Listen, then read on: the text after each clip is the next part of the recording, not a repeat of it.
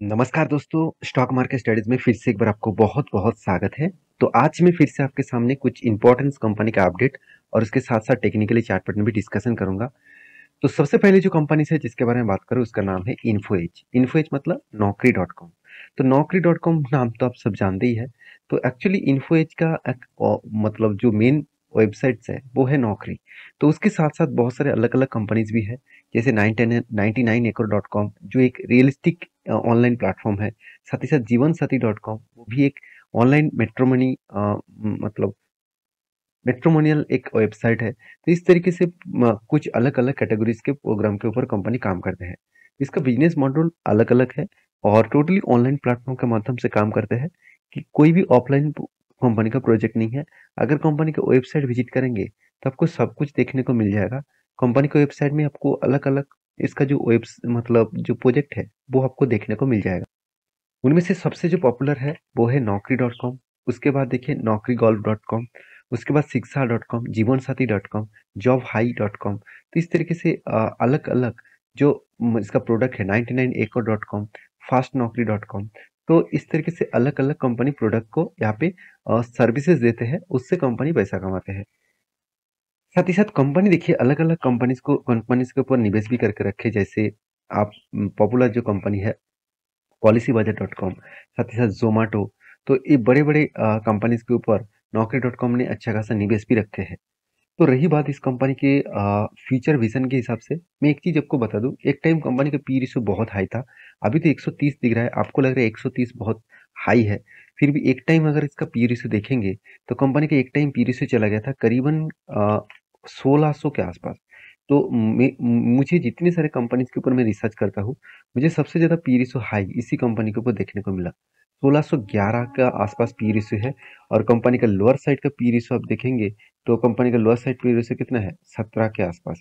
तो P ratio high level से down level तक देखा जाए तो बहुत ज़्यादा डाउन साइड यहाँ पे पी रेशियो आया है। फिर भी जो कोविड प्री मतलब प्री कोविड लेवल था, प्री कोविड लेवल में जो पी रेशियो था 98, उसी के आसपास कंपनी के ऊपर देखने को मिला।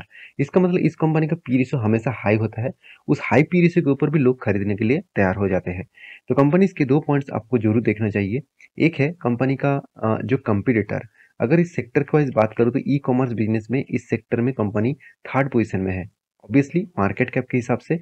तो कंपनी की जो बाकी परफॉर्मेंस है, जैसे कंपनी का कर्जा एकदम जीरो है। हाँ, यहाँ पे वीकनेस कहाँ कहाँ पे है, देखिए कंपनी का R O C R O तो एकदम मतलब बेकार लेवल में है, एकदम खास नहीं है। तो कंपनी का क्वार्टरली रिजल्ट भी देखेंगे तो कंपनी कंटिन्यूसली सेल्स को इंक्रीज किया और इस बार हाईएस्ट सेल्स किया। और इस हाईएस्ट सेल्स होने के बाद भी कंपनी का जो पिछली बार भी देखिए अच्छा खासा सेल्स था, 600 करोड़ के आसपास। उसके बाद एक्सपेंस को भी कंट्रोल किए थे। तो कंपनी प्रॉफिट को भी, ऑपरेटिंग प्रॉफिट मार्जिन भी अच्छा खासा दिखाया। फिर भी कंपनी का आधा से इनकम में लॉस हुआ और उस मतलब उसी के वजह से कंपनी का नेट प्रॉफिट नेगेटिव में चला गया। तो नेट प्रॉफिट प्रॉफिट लॉस देखा जाए तो अल्टीमेटली नेगेटिव में है। तो कंपनी का जो प्रॉफिट एंड लॉस है वो एक बार बात करूँ तो नेट प्रॉफिट जो है वो कंटिन्यूसली प्रॉफिट नहीं हो रहा है। जब प्रॉफिट हो रहा है बहुत ज़्यादा, कभी कभी लॉस भी हो रहा है। उसके बाद कंपनी ने आपको सेल्स ग्रोथ अच्छा दिखाया मगर प्रॉफिट ग्रोथ नेगेटिव दिखाया। और आप देखेंगे सीएजीआर के परसेंटेज में 3 साल और सॉरी 10 साल और 5 साल में अच्छा खासा रिटर्न दिया। बाकी साल में कंपनी का उतना खास रिटर्न नहीं है। तो कंपनीज के ऊपर जो बैलेंस शीट है उसके दो पॉइंट्स मुझे अच्छा लगा। पहली बात, कंपनी का रिजर्व लगातार बढ़ते गए, उस हिसाब से कंपनी का बोरिंग्स जो है, कर्जा जो है वो कम होता गया। लास्ट क्वार्टर्स में मतलब लास्ट जो ईयर था 2023, इस सालों में ही कंपनी 108 करोड़ का टोटल बोरिंग्स यहाँ पे दिखाया, मतलब कर्जा इस बार लिया। तो कर्जा किस बेसिस में लिया गया, आप देखेंगे तो कंपनी में कोई भी लॉन्ग टर्म शॉर्ट टर्म में कर्जा नहीं है। Company actually lease liability, company lease लिया है, जिस लीज के लिए वो पैसा लिया है। तो लीज लेना ये भी एक देखा जाए तो कर्जे के हिसाब से देखा जाता है। फिर भी लीज किसी भी टाइम बैंक से नहीं लिया जाता। कोई भी बिजनेस के हिसाब से लीज बहुत टाइम लिया जाता है, तो इस पैसे को वो इजीली मिटा सकता है क्योंकि इस कंपनी का रिजर्व और प्रॉफिट एंड लॉस ठीक ठाक ही है। तो कंपनीज के जो मतलब फिक्स एसेट है वो भी लगातार ग्रोथ होता गया। और इन्वेस्टर के बारे में बात करो देखेंगे तो प्रोमोटर से लेकर एफआईडीएस पब्लिक हर किसी के पास इस कंपनी की हिस्सेदारी देखने को मिलेगा। अभी रही बात कंपनीज के ऊपर, एक पॉइंट्स और भी देखना चाहिए, वो है इस कंपनी के डिलीवरी परसेंटेज, अगर मैं मतलब म्यूचुअल फंड के बारे में बात करूँ, तो आप देखेंगे तो फ़रवरी मंथ में अच्छा खासा बाइंग किया गया था। उसके बाद मार्च, अप्रैल, मई इस तीनों मंथ में क्या हुआ? सेल ऑफ हुआ। उसके बाद जून और जुलाई ये दोनों क्वार्टर में अच्छा खासा बाई भी हुआ है। तो बाई सेल कुल मिलाकर देखा जाए तो कुछ इस तरीके से नज़रिया देखने को मिला। ज़्यादा बाई भी नहीं हो रहा है, ज़्यादा सेल भी नहीं हो रहा है। तो रही बात चार्ट पैटर्न्स का, तो देखिए कंटिन्यूअसली कंपनी के ऊपर क्या हुआ, एक लगातार सेल ऑफ होने के बाद एक रेजिस्टेंस को वो बार-बार फेस किया था। और मैं आपको ये भी बताया था कि इस रेजिस्टेंस को जब ब्रेक करेगा, तो मैं खुद एंट्री लूँगा, क्योंकि बहुत दिनों तक इस रेजिस्टेंस को ब्रेक नहीं कर पाया। तो कहाँ पे ब्रेक हुआ? तो इस कैंडल ने ब्रेक हुआ।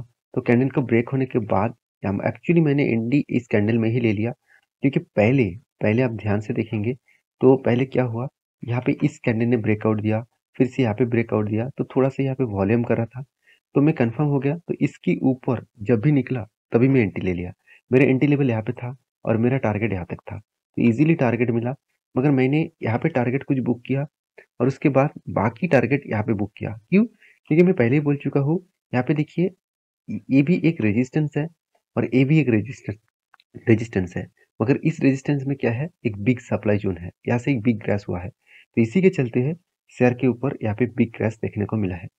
तो ओवरऑल बात करूँ, कंपनी का परफॉर्मेंस तो ठीक ठाक है, बाकी आपको समय और टाइम देना पड़ेगा, क्योंकि इस कंपनी में अभी करेक्शन हुआ, फिर से वो रिकवरी करेगा तो एक बड़ा सा अपॉर्चुनिटी मिलेगा। मैं आपको तब वीडियो बना के बताऊंगा, क्योंकि यहाँ पे एक शोल्डर कम बिग हेड और उसके बाद एक शोल्डर बनेगा, तब एक बड़ा यहाँ पे टारगेट हो सकते हैं।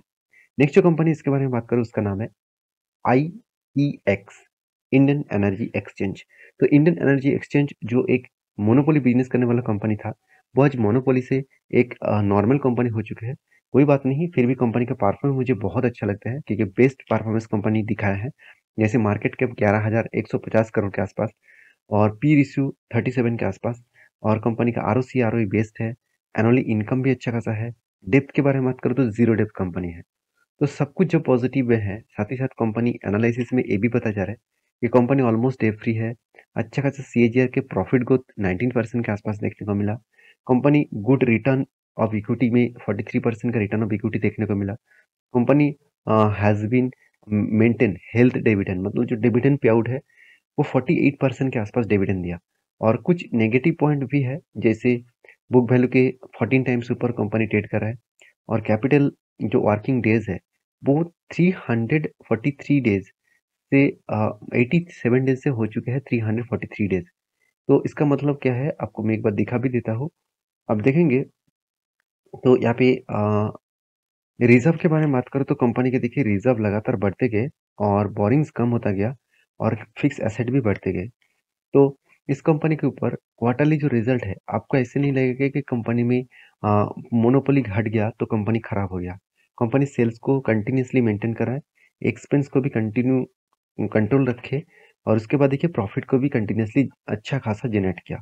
और इस सारे कारण के वजह से कंपनी के ऊपर एक अच्छा खासा बाइंग कंटिन्यूअसली देखने को मिला है। तो फरवरी, जून, अप्रैल इस तीनों मंथ में अच्छा खासा बाइंग किया गया। मार्च सॉरी मई और जून मंथ में अच्छा खासा सेलिंग भी किया। जुलाई मंथ में फिर से बाइंग किया गया, और इसी के चलते है कंपनी के ऊपर जो चार्ट पैटर्न्स क्रिएट हुआ था, मैंने आपको मेंशन किया था, जो ट्रेड अभी भी मेरे कंटिन्यू हो रहा है।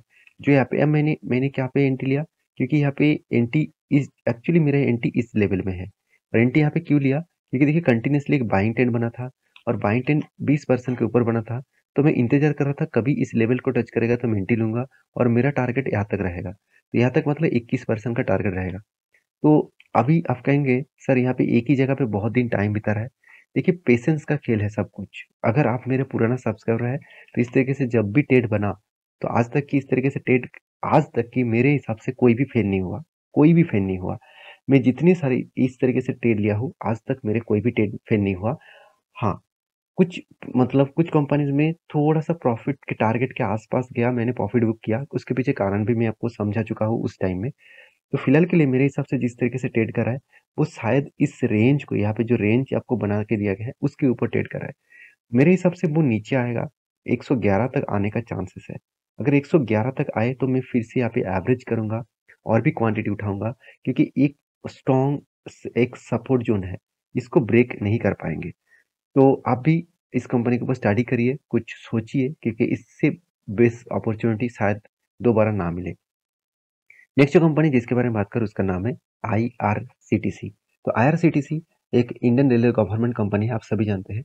और IRCTC एक मोनोपोली बिजनेस करने वाला कंपनी है। इंडिया के जितने सारे ऑनलाइन टिकटिंग बिजनेस कंपनी है, उनमें से नंबर 1 कंपनी IRCTC है।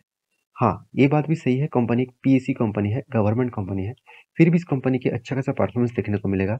Market cap 51,000 crore, P ratio 51 है, ROC ROE बेस्ट लेवल में है, इंडस्ट्रीज पी रेशियो 51 है, और कंपनी की एनुअली इनकम भी अच्छा खासा है। डेप्थ एकदम जीरो डेप्थ के आसपास है। और रही बात कंपनीज की क्वार्टरली जो रिजल्ट है, वो एक चीज आपको अच्छा लगेगा, सेल्स कंटिन्यूसली इंक्रीज होता गया। और इस बार हाईएस्ट कंपनी का सेल्स इंक्रीज किया, करीबन 1000 करोड़ के आसपास।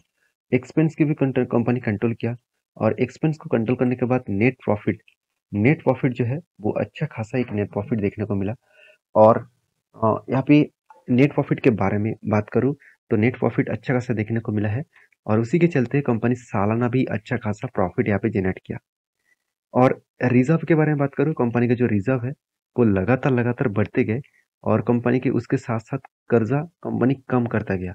तो लास्ट कुछ क्वार्टर्स में लास्ट कुछ ईयर्स में कंपनी ने कर्जा लिया, और कर्जा किस बेसिस में लिया गया वो भी देखेंगे। तो कंपनी का लीज लायबिलिटी है, कोई भी शॉर्ट टर्म लॉन्ग टर्म के लिए कोई भी कर्जा नहीं है।